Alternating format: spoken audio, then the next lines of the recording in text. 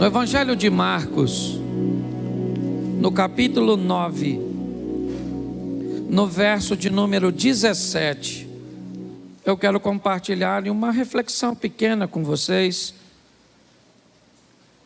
Marcos, capítulo 9, verso 17.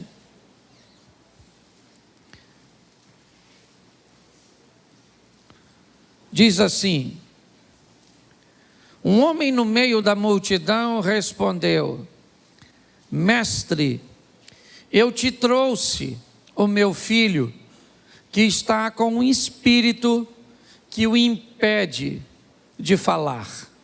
Feche seus olhos mais uma vez. Pai, muito obrigado por tua palavra. Continua falando conosco. Usa-me como um canal de bênção nesta hora, pelo poder do nome de Jesus. Amém. Glória a Deus. Amém?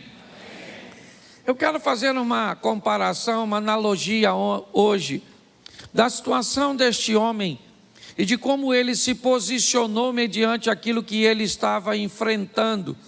Porque muitas vezes existe muita similaridade entre o que nós vivemos e o que esta passagem busca nos dizer. Bom, a primeira coisa que nós vamos ver aqui é que o homem tem um problema. E ao ter este problema, ele procura Jesus. Isso por si só já nos aproxima deste homem. Por quantas vezes nós, motivados por um problema, por uma crise, por uma dificuldade, por uma demanda, vamos em busca de Jesus. Entramos numa igreja, fazemos uma campanha, nós vamos buscar solução para o nosso problema. Então, quando nós olhamos a história deste homem, ok? Ele é mais um na multidão, é verdade. Ele é alguém que está no meio da multidão, e o que ele foi fazer ali? Ele foi levar a sua causa para Jesus, porque ele acredita que Jesus pode resolver seu problema, pode resolver sua causa.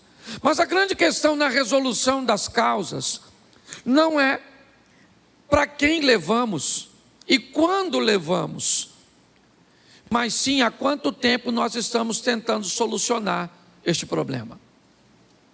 Quando nós vamos olhar para esta situação, nós vamos descobrir que este problema é um problema que dura muito tempo. Nós vamos descobrir que essa tentativa deste pai não é a primeira. Ele já tentou resolver seus problemas ou sua situação durante muito tempo. Então, quando ele chega para Jesus, quando ele chega agora diante de Jesus, nós olhamos a situação dele como se fosse a primeira tentativa. Aquela que você sai intencionado a resolver pela primeira vez, com grandes expectativas, mas isso não é a realidade. Como muitas pessoas já fazem muito tempo que elas estão buscando uma solução para a sua situação econômica, uma solução para seu relacionamento conjugal, uma solução para o ajuste de seus filhos. Nós temos que dar uma olhada no histórico dessa pessoa. Porque quando nós olharmos o passado, de onde ela está vindo, aqui nós estamos no presente. Trouxe-te o meu filho, é verdade. Eu trouxe o meu filho, que tem um espírito que o emudece, que não deixa ele falar, e eu trouxe para o Senhor. Tá bom, crente. Mas vamos entender como está a sua vida ou sua situação. Me ajude aí, por favor, colocando o seguinte texto, o verso 18 agora. Eu vou usar bastante, viu? Então me ajude aí quem está aí. Marcos 9, 18. Onde quer que o apanha, joga-o no chão, ele espuma pela boca, range os dentes, fica rígido. Pedi aos teus discípulos que expulsassem o espírito, mas eles não conseguiram. Preste atenção, Porque o homem que acaba de chegar diante de Jesus, ele está vindo de uma experiência altamente negativa e decepcionante. Ele pegou sua causa e colocou diante dos discípulos, buscando resolver sua situação. Ele está lutando com todas as suas forças, e todas as vezes que as coisas não acontecem, inevitavelmente, ele volta para casa mais fraco, mais frustrado, mais decepcionado. Por quê? Porque ele gastou grandes expectativas para resolver a situação naquele lugar. Como ele não consegue resolver, inevitavelmente, a sensação é de apatia, é de olhar para a situação e dizer: poxa, mais uma vez eu tentei e não deu em nada, eu não consegui sucesso. O que eu quero que você entenda é que muitas vezes, antes de chegar ao endereço certo, na pessoa certa, diante de Jesus, você pode ter passado pelos discípulos, você pode ter passado pelos reis, como foi o caso de Naamã no Velho Testamento.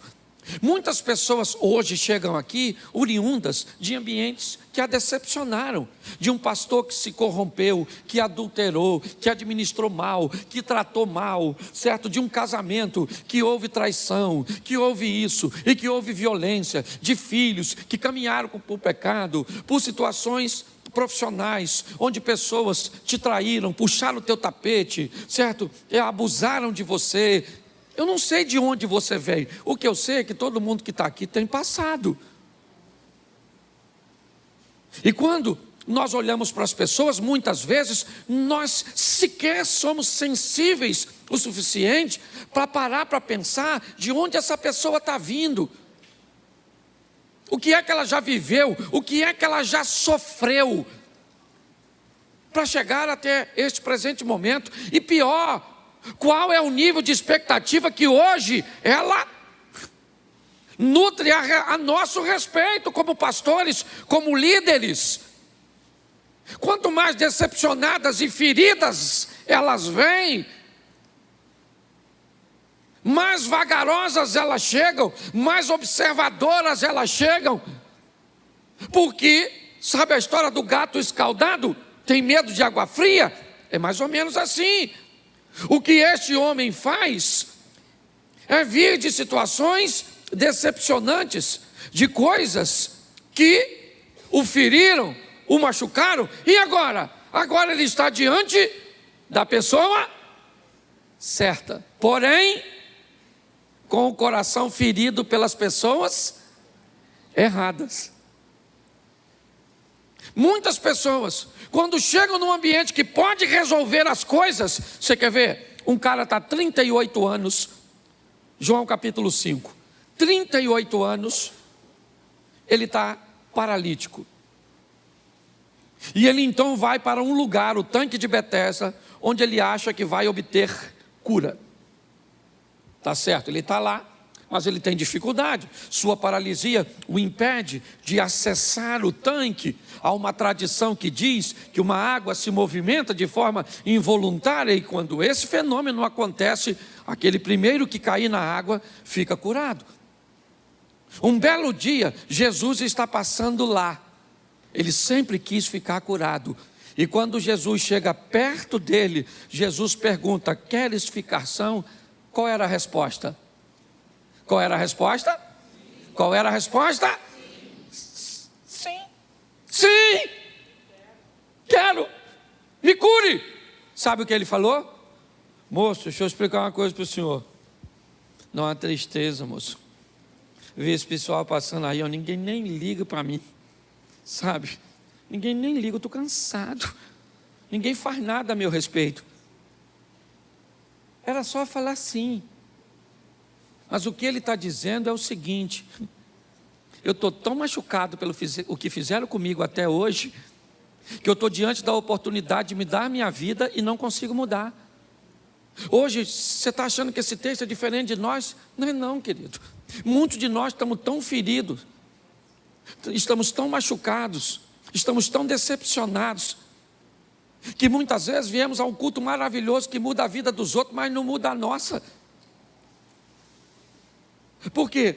Porque as feridas, normalmente, elas acabam impedindo o agir de Deus. Nós estamos olhando para um texto, este homem está tendo o privilégio de falar com Jesus. Jesus perguntou: o que é que está acontecendo? Ele foi lá e falou: olha, sou eu que trouxe-te o meu filho, que tem um espírito que o emudece, que faz com que ele não fale. Esse espírito apanha ele de uma forma tão violenta, que ele fica todo rígido, espuma a boca, e parece que vai morrer. E aí Jesus faz uma pergunta para ele, no verso 21. Coloca aí. Jesus perguntou ao pai do menino: há quanto tempo ele está assim? Isso faz diferença para Jesus, sim ou não? Sim ou não? Mas faz diferença para quem? Para o pai.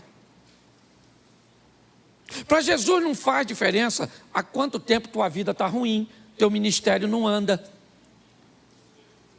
Para Jesus não faz diferença há quanto tempo você está com câncer, que tipo de câncer é. Para Jesus não interessa se você está falido, se você está rico, não interessa nada para ele o tempo. Mas ele pergunta para o pai: há quanto tempo isso acontece? Porque ele precisa entender o que está acontecendo dentro do homem, porque você já vai descobrir por que esse negócio vai dar certo. Quando Jesus pergunta: há quanto tempo acontece isso? O homem diz: desde da infância. Isso eu estou enfrentando, esse abuso que o pai, que o tio, que o avô fez desde quando você tinha 6, 7 anos. Essas questões domésticas que fez com que você se tornasse um adúltero, um infiel, um promíscuo, alguém violento. Essas questões econômicas que fizeram com que você gerasse uma compulsão para gastar, para não administrar dinheiro. Quando nós olhamos para a história, o que Jesus está perguntando é: eu preciso saber quanto tempo isso está acontecendo na sua vida, para que eu possa entender como você vai reagir agora que você chegou no lugar certo. Porque às vezes as pessoas gastam tantas energias em lugares errados, com pessoas erradas, em situações equivocadas, que quando chega no momento decisivo, elas não conseguem agir de forma a fazer as coisas acontecerem na vida dela. A grande preocupação que eu tenho com o não acontecimento de fatos na vida das pessoas é porque eu sei que se você vem ao culto, alguém faz uma promessa ou fala alguma coisa com você que não cumpre uma vez, 2 vezes, 3 vezes, 10 vezes, depois de um tempo você não acredita mais no que sai do púlpito. Inevitavelmente, transformações, acontecimentos, fatos, milagres, eles têm que acontecer na nossa vida. Por quê? Porque primeiro, porque Deus é poderoso para fazer e Ele não mente e diz que faria. E segundo, porque se isso não acontecer, inevitavelmente, para você, a fé é morta. É assim que funciona. Quando nós olhamos, Jesus pergunta: há quanto tempo ele está assim? Note que Jesus pergunta para o pai há quanto tempo o seu filho está assim. Ele não pergunta ao menino. O problema não é o menino, é o pai. O pai foi que procurou, é ele que está atrás da solução. Então Jesus precisa saber como é que está o coração dele. Por quê? Porque às vezes a gente entra num culto aqui, igual eu estava sentado ali, louvando a Deus com os meus lábios, mas o meu coração estava longe no fato que aconteceu. Eu estava cantando o hino, pensando em outra coisa. Por quê? Porque o fato que aconteceu tomou minha mente de assalto, levou minha mente para aquela situação. Quando aquele homem responde, desde a infância, e olha o que ele diz no verso de número 22. Muitas vezes esse espírito tem lançado, ou tem lançado e quando lança alguém no fogo, durante muito tempo esse alguém precisa cuidar de suas queimaduras. Preste atenção. O caso que este homem está enfrentando são coisas que machucam sua alma. Me parece que o propósito aqui não é falar de feridas físicas, não, porque senão nós estaríamos falando do menino.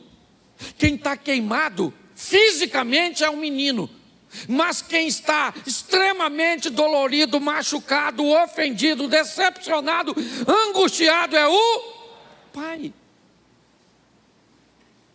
O pai está dizendo, olha, isso que acontece, pega o meu menino e joga ele no fogo, joga ele procurando matá-lo. Eu não estou aguentando mais, moço. Eu já fui onde tinha que ir, eu já fiz a campanha que tinha que fazer, eu já botei um copo d'água em cima da televisão, eu já dei uma oferta, eu já fiz isso, eu estou cansado de tudo isso. Jesus está desvendando o coração dele, porque a Bíblia diz que o que move Deus é um coração contrito e quebrantado. E o que as dores tentam fazer? Cauterizar seu coração. Entendeu? Qual é o grande problema? Por que essa resistência precisa ser estabelecida? Porque é ela que vai deixar seu coração duro. Porque ela vai transformar você num religioso. Alguém que quando alguém pergunta, por que você vai na igreja hoje? Porque hoje é domingo, pastor Elias. É dia de ir na igreja. Nota 0 para a resposta.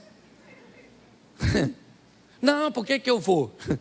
Eu vou porque eu vou cultuar o meu Deus, dar o melhor de mim, porque Ele foi extraordinário essa semana, isso aqui passou, e com certeza essa semana que vai vir agora vai ser extraordinária, e eu sou grata, eu quero lá dobrar meu joelho, eu vou dar minha ofertinha, mas ela é pouquinha, mas é o que eu tenho, e louvado seja o Eterno, que ninguém se meta na sua oferta, na sua vida, na sua oração, uma vida com Deus. Mas se começa a te machucar, sabe como é que você vem para a igreja?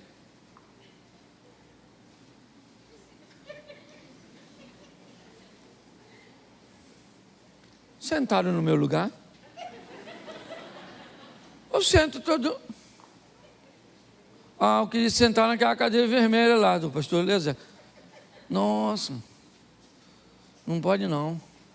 Eu também não quero sentar em lugar nenhum, quero sentar no inferno. Não, você já viu? Pare e pense. Eu gosto, porque me parece que Jesus está investigando, porque não faz sentido ele perguntar quanto tempo o demônio está, porque senão, desde a infância, nossa, ou então você volta outra hora, porque demônio familiar assim, é difícil, já está há tanto tempo. O problema é o pai, Jesus está desvendando, e agora o pai vai dizer, olha só, mas se podes fazer alguma, tem. E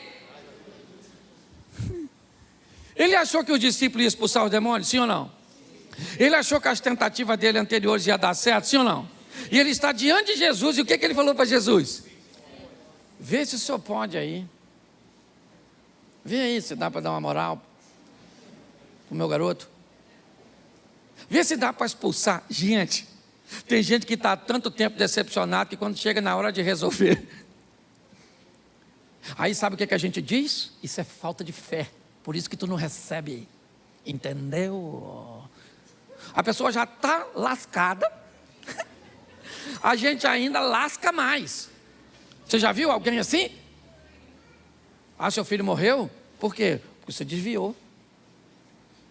Se você estiver no caminho do Senhor, ele estava vivo.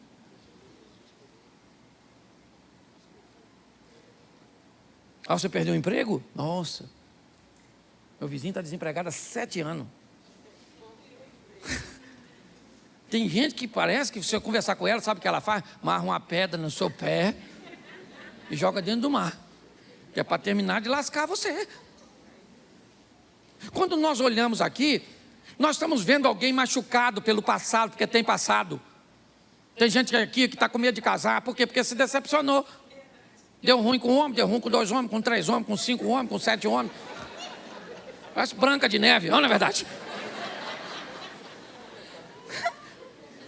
Para e pensa. Porque o passado, nossas derrotas, inevitavelmente, elas trazem danos. E é isso que Jesus está mostrando. Por isso que Jesus perguntou para o cara: quanto tempo acontece isso? Ele falou: esse negócio já está um tempão. Os demônios querendo matar meu garoto. Joga o menino no fogo, joga o menino na água. Meu filho está parecendo um X-Men. Agora, se o senhor pode fazer alguma coisa, vê se dá para ajudar. Com quem ele falou isso? Com o chefe dos crentes. E se tem uma coisa que Jesus é franco, Jesus não vai dar mole para ele. Olha o que Jesus diz no verso seguinte: se podes, disse Jesus.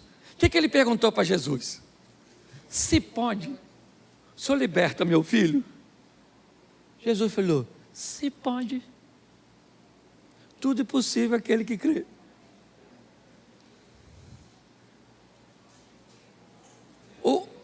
O camarada jogou a bola para Jesus. E Jesus fez assim, ó. Toma de volta. Se você puder, o que Jesus está dizendo? Deixa eu falar uma coisa para você, camaradinha. Você está chateado, frustrado, meus discípulos, os demônios, os vizinhos, a sogra, o marido, a esposa, o Lula, Bolsonaro, tudo, tentando acabar com a sua fé, desmoronar o seu coragem. E se no meio de tudo isso você conseguir sobreviver, tudo é possível aquele que crê. Jesus está dizendo: nós temos tudo para não crer. Nós temos, gente. Você vem hoje para a igreja, olha para o pastor, não tem gravata, não tem terno, não tem nada, uma perda de credibilidade. Esse dia um cara me abordou ali e falou: o senhor que é o pastor mesmo?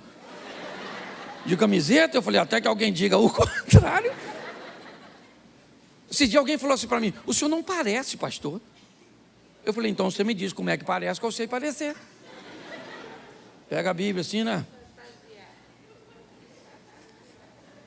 Sim ou não? Sim, gente. Está duvidando de todo mundo. Nós duvidamos da polícia, dos políticos, dos médicos. Nós estamos duvidando de tudo, porque a credibilidade foi jogada no lixo. Os mais velhos aqui são da época que papel valia muito menos do que palavra, meu irmão. Eu ainda sou dessa época. O que nós estamos vendo aqui é um camarada altamente cansado, exausto, talvez igual a você, que está no lugar certo, na hora certa, para viver o incrível, e está parecendo que está pedindo esmola. Vê se o senhor pode libertar meu marido, Jesus. Coração de pedra. Jesus disse: minha filha, isso aí é duro, hein? Muito difícil, muito difícil. Senhor, vê se dá para botar esse filho meu no caminho. Não estou botando nos meus, vou botar os seus. Eu não sei de onde você está vindo, mas provavelmente o negócio não deve ser muito fácil para você não, igual para ele. Então ele chega meio desanimadinho, mas Jesus provoca. E quando ele diz: se o senhor pode fazer alguma coisa, ajuda-nos. Jesus disse: se você pode, tudo é possível ao que? Jesus fez assim para ele, ó. Verso seguinte, 24. Imediatamente o pai do menino declarou o quê? Creio. Ajuda-me. Olha o pai do menino.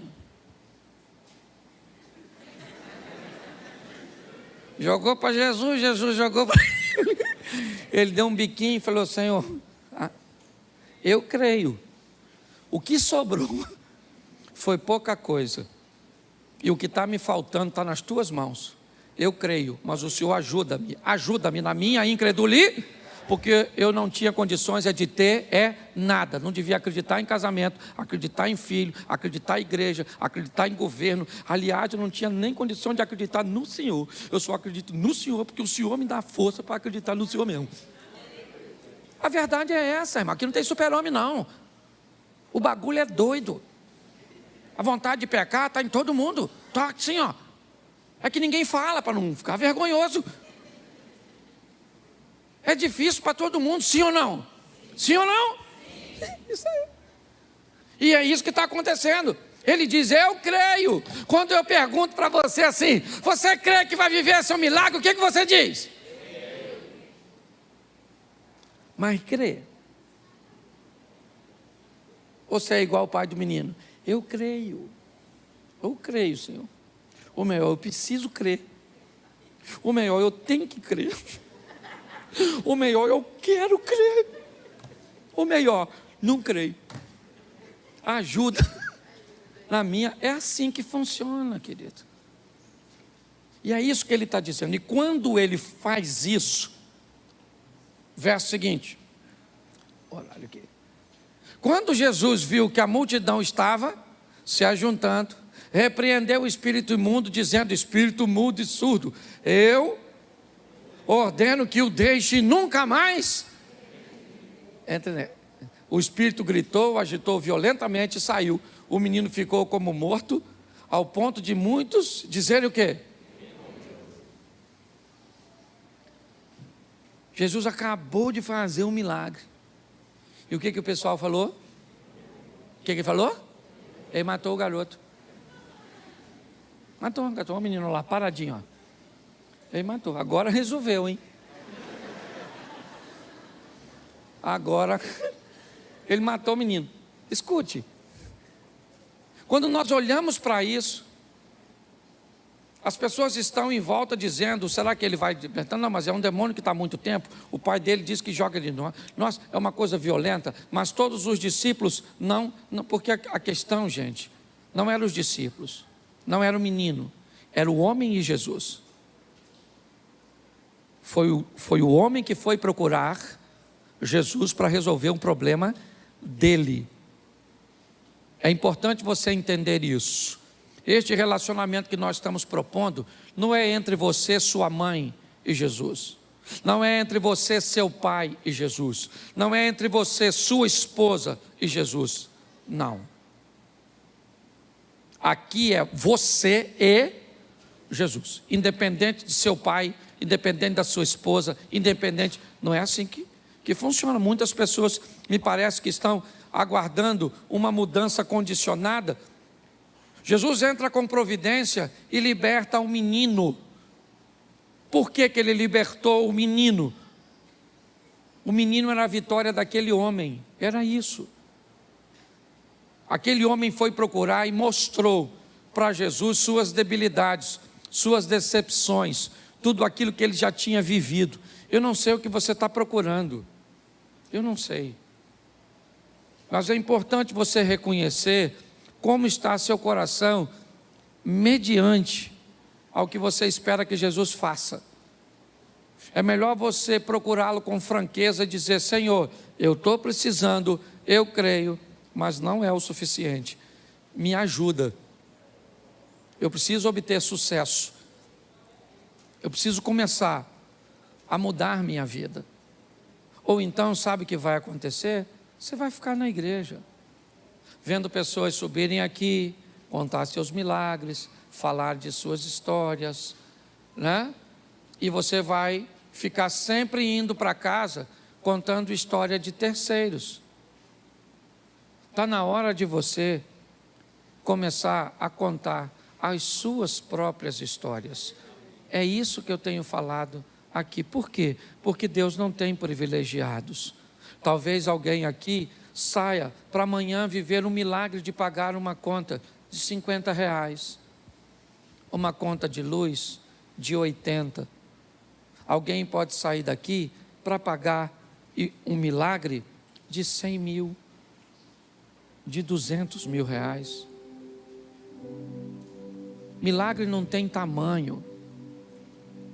É importante você olhar para isso. O que eu, como pastor, gostaria é de ver você viver.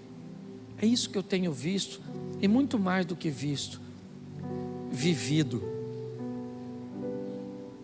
Sabe, hoje eu estava tomando meu café da manhã, lá em Vitória, e um rapaz muito humilde, quando eu estava descendo, ele estava empurrando um carrinho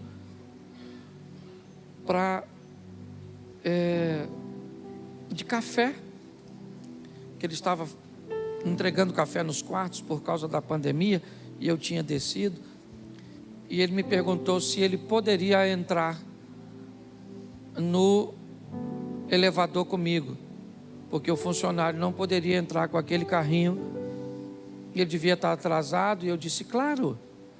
E quando ele entrou, ele encostou assim e falou assim, nossa, o senhor parece demais com o pastor Cláudio Duarte. E eu falei para ele, eu já estou cansado, cara, de nego me confundir com esse cara.